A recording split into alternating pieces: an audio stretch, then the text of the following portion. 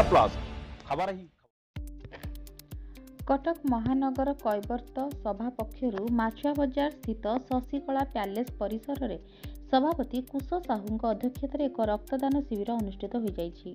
एही शिविरर अतिथि भावे पूर्वतन अर्थमंत्री शशिभूषण बेहेरा, चौद्वार कटक विधायक सौभिक विश्वाल, बारवाटी कटक विधायिका सोफिया फिरदोस, सीएमसी मेयर सुभाष सिंह, पूर्वतन मेयर अनिता बेहेरा, बीजेपी महिला नेत्री स्मृति पट्टनायक, निखिल कैवर्त महासभार सभापति देवेंद्र बेहेरा, उपसभापति अशोक कुमार दलाई और क्षीरोद चंद्र साहू, संपादक रामचंद्र बेहेरा, कॉर्पोरेटर झिल्ली बिहारी, रवि नारायण साहू, रीतांजलि बेहेरा, दीपक दास, पूर्वतन कॉर्पोरेटर नमिता मंजरी साहू, ज्योतिर्मयी बेहेरा, हेमंत बेहेरा, डाक्तर परीक्षित दलाई, डाक्तर सनातन बेहेरा प्रमुख अतिथि भाव जोगदे शिविरटी उद्घाटन कर रक्तदाता को उत्साहित करते।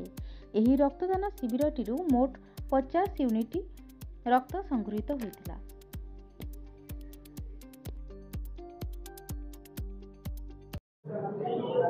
आमर एटा गोटे छोट प्रयास जे आमे केवल जाति कर्म करूनी कि जाति को नहीं चलुनी, आमे समाज में चिंता करूँ और समाज में किसी काम करूँ।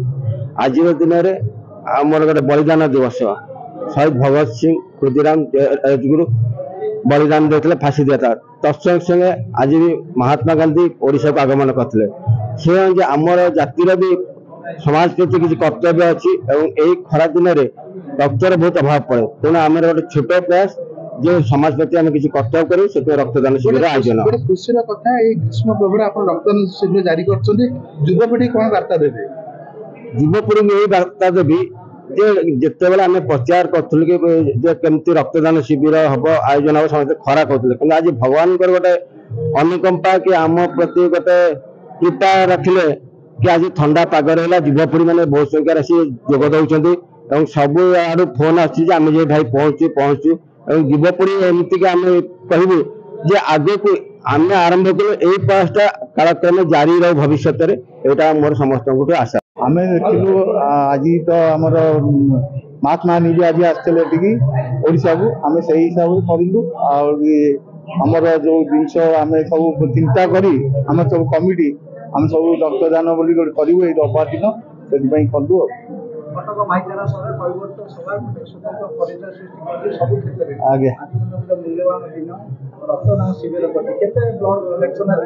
आम चेष्टा कर 100 रु अधिका करने किलो अबिका 10-15 खंडे बहुत खुशी कथा कैवर्त समाज कार्यक्रम कौन वार्ता देवे?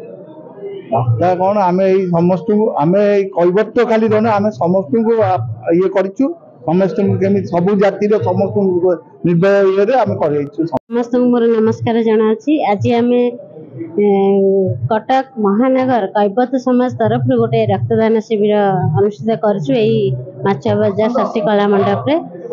जेहेतु आगु को ग्रीष्म ऋतु आम आरंभ हो गला, गरम दिन में बहुत रक्तर अभाव देखा दिए।